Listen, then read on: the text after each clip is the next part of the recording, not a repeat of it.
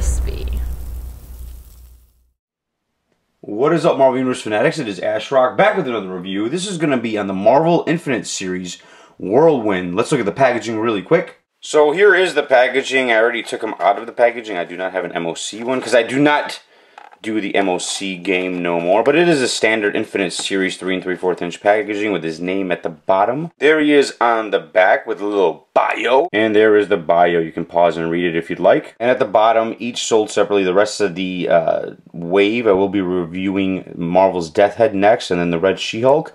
The Yellow Jacket is a little bit of different color schemes compared to the old Marvel Universe one. The Steve Rogers is pretty much the same. Beta Ray Bill is pretty much the same. And that Thor, I thought was going to be awesome, but it looks bad. I don't even know if I'm going to open mine yet. If I do, I'll review it and probably just bash the shit out of it, because I don't think it's that great. Let's move on. And there you have it. And here's Whirlwind. The Masters of Evil team is slowly starting to get complete. We already have Absorbing Man. We had Baron Zemo. We have Whirlwind now, and we're waiting on Wonder Man, which I did see pictures of the Wonder Man variant, or the Wonder Man figure that's going to be coming out, the evil one, you know, the purplish one. So we will finally, and then we also have obviously Tiger Shark. So we will have a Masters of Evil team, which is going to be really, really cool to see and have that in figure form. You know, it's all about teams sometimes, and that's really neat to have. But here is Whirlwind, man. He is definitely a cool looking figure.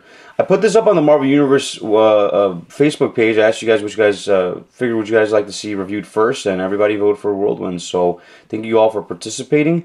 And if you'd like to join the Marvel Universe community page, go to my YouTube page and you'll see the little Facebook link there, and you can that'll direct you directly to the Marvel Universe community. And it's a very cool community too, so don't come around and fucking it up.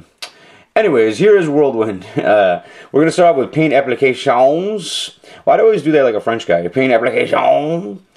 Is that anybody, any of my French subscribers out there? Is that how you guys talk? He is silver and green. Silver and green is the main theme. That rhymed.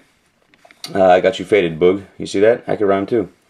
But nonetheless, it's very, very well done, though, man. The silver came out very, very glossy. The green pops out. This figure is another one of those figures. I always say that a figure that just stands out, and he really does. The only flesh tone you have is kind of the hands and a little bit of the face, which we'll zoom in on the head here in a bit. But overall, the likeliness of the character, the color schemes are very simple. But again, sometimes simplicity is what makes a figure to me, man. I don't need you to go all out if you don't need to. There isn't much shading in the silver. There isn't much shading in the green. It's just pretty simple, but that's kind of what makes it. Even his little gauntlet things here, I thought came out really nice.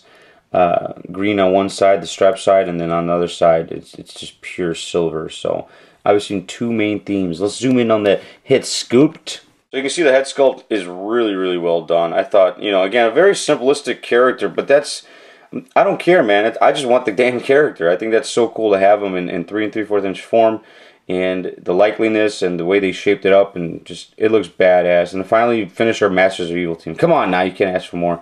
But you can see really, really nice. You can see the lips through there, then the eyes.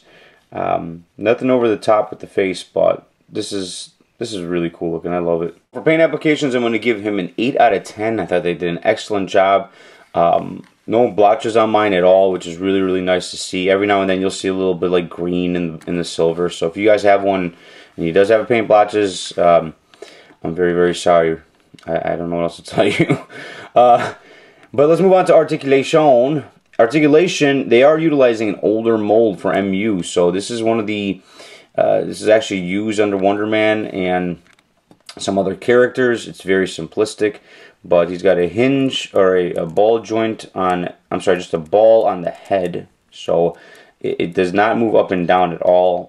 It does a little bit, you can see that. It's not, you know, it's not going to stick though. It is limited because of the way the head is shaped, which is understandable. Ball joint hinge up here, upper bicep, single jointed elbows, rotates at the wrist. It also rotates at his little piece here too though. His little wrist piece there. I think that's pretty cool. Rotates at the waist, up and down with the ab crunch. Hinge on the thigh, no upper thigh swivel. Double jointed knees. He has ankle swivel as well. Nothing else over here. No ankle rockers or anything like that. So our articulation, they went a little simplistic on them. They're using an older mold. I'm guessing it's more because of the size factor, if anything, and maybe because of the amount of plastic that was used on this figure. In particular, this is obviously a different piece than the rest of it. But articulation, I'm going to give him a 6 out of 10. Utilizing an older mold, nonetheless, still very, very nice. Final score on this bad boy will be a 8 out of 10. I highly recommend this figure if you guys are going to complete your Masters of Evil team. They did obviously release the Baron Zemo in a single carded version. I have a feeling they will eventually release all of them in a single carded version. The only way you could get Tiger Shark and Absorbing Man was through the San Diego Comic-Con exclusive from a couple years back. And you guys know how exclusives are. You know, you're going to pay a pretty penny for them. So hopefully Marvel or Hasbro does the right thing. You know, sometimes they do, sometimes they don't. But hopefully they do the right thing in terms of re-releasing some of those figures. It was hard to get figures for some of you folks out there that are very new to MU or trying to complete your teams and just don't have that kind of money. So we'll see what happens. But this guy I think is definitely worth picking up, man. Even if you don't have the team, if you're a fan of Avengers villains, this is definitely one to have. And I think he's really, really cool. So thank you guys so much for watching as always. Remember to laugh every day. I'll talk to you guys next time. Deuces.